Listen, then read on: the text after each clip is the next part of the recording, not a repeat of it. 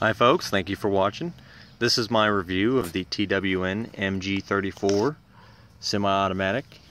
I'm not going to jump too much into the history of it. As you're watching, I will assume that you have a general understanding of the history of the weapon, and this is virtually just a review of their firearm. Now, I've had this about a year and a half, and when I first initially got it, there was a slight issue with the firing mechanism. It would shoot around, but it would not eject the cartridge, and the bolt won't recoil back. Now, I had sent it in once, and they said that they had fixed the problem, which ended up they didn't. And then after my further review of what the problem was, I told them.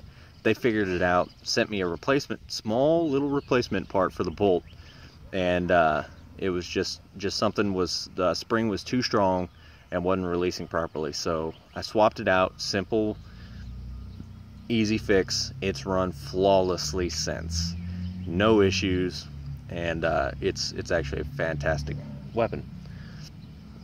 Now, this one that they had sent me was actually pretty special, at least to me.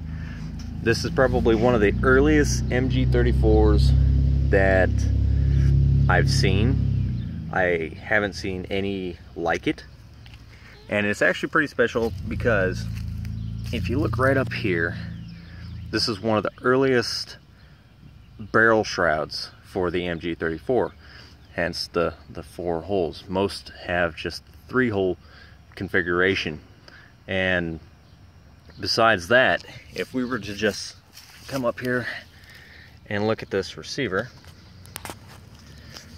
this is a 1937 BSW, and BSW was a Jewish-owned armaments manufacturer who produced machine guns and rifles for the German army until they were no longer legally able to own their company, which was then taken over and renamed.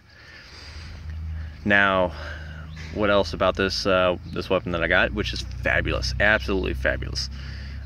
Came in, with the exception of the trigger group, the receiver, and the bolt, all parts are original on it. Now, it came with a buttstock, which I really didn't like. I actually ended up buying 2 different buttstocks for it, one being the Bakelite reproduction, and then this one that I had bought off eBay, which is a wood buttstock and came with wood grips, but I stuck with the standard plastic grips. It was made in Poland by a guy who makes Mg42 and Mg34 buttstocks. Outstanding work on it. And as a matter of fact, I don't think I even bothered staining it. I think I just kept it as is, the way it was, just put it on the rifle, and there it is. It's actually very good quality.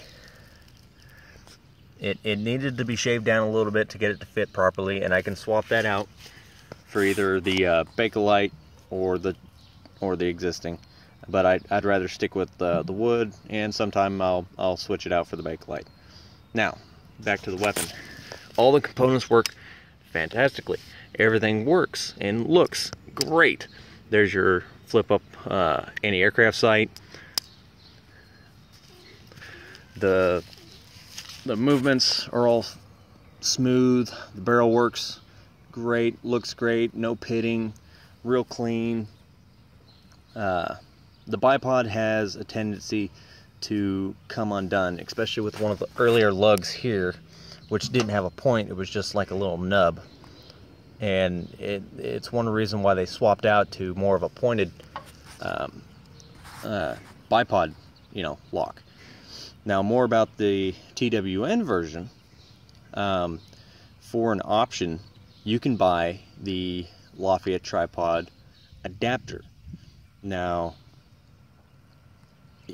most people would think, oh great, I can just throw that on my Lafayette tripod. You can't. Well, at least the Yugo or the German ones. Now, initially you can't, but I actually have one myself that I had modified to accept this 34, and most of the modifications right up here. Now I had to actually shave this back enough to where it's not hitting the mount, the secondary bipod mount on it, which is where it was getting caught. So it's actually shaved back to where it will fit and operate. Works great, doesn't come apart, holds it real great. Second part are your back lugs. Now these I had to shave down quite a bit to actually, you know, fit the 34, and it works great. This can mount to the Mg3 tripod, but you can't pull the trigger. Why? Because this guy right here won't fit the trigger. It's meant for the 42 or the M53 or the Mg3, whichever you may have. So it's kind of a pointless adapter for this mount. If you are able to modify this mount, she'll fit great, and she runs great. So here she is. She comes apart real easy, just practically the same as the original 34. She even looks the same. Now this is my dummy belt, so for you guys out there like, oh my god, it's fucking loaded. No. So she uses the same springs. The bolt is virtually identical, minus the semi-auto trigger group, which the trigger group is just a solid piece. All of it's in right here in the trigger. There's no internal guts to it. You can't take a full auto trigger and slap it into this. It won't fit. They've made it that way for ATF and all that good stuff. Other than that, the bolt, the difference between this bolt and a full auto are slight differences. Underneath, you don't have the full auto catch. It's pretty much just a lever that smacks and then releases the firing pin. It fires from the closed bolt, so you can't really catch it. The safety works great. In order to engage the safety, we just run it back, engage the safety, and there she is. Now with that, you can't lock that back in full auto position. You can't lock it back in the open bolt, mainly because the round won't fit, which of course would probably be designed that way.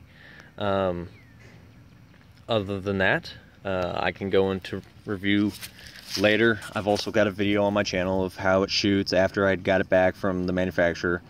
But this is just like a small little look at their firearm, which is great. It was a good price. I'm military, so they gave me a real good deal on it, especially being deployed. They do give military discounts. They were awesome. Saved me quite a bit. Other than that, this is her. I'll also add the mounting on the tripod. Just show you how she looks. Let's just slam that bolt forward. There we go. We'll take that sling, take her off. There we go.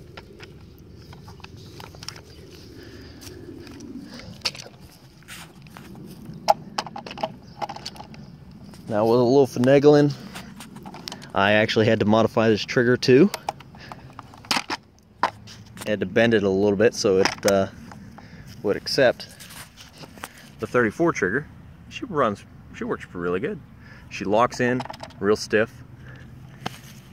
So there she is, completely operational. Trigger works, like you see. Runs great, looks great, without having to, actually buy the a very rare 34 tripod. Saves me a little bit. Now, you can't change out the barrel, but as a semi-auto, you really don't need to, because the barrel will really never get that hot. But there she is, folks. The TWN Mg34 semi-automatic, and on top of the Yugoslavian Lafayette tripod. Thank you for watching. Hope you subscribe. I'm going to be adding on more videos. I also have a video on each tripod, which actually I'm probably going to remake. But thanks for watching.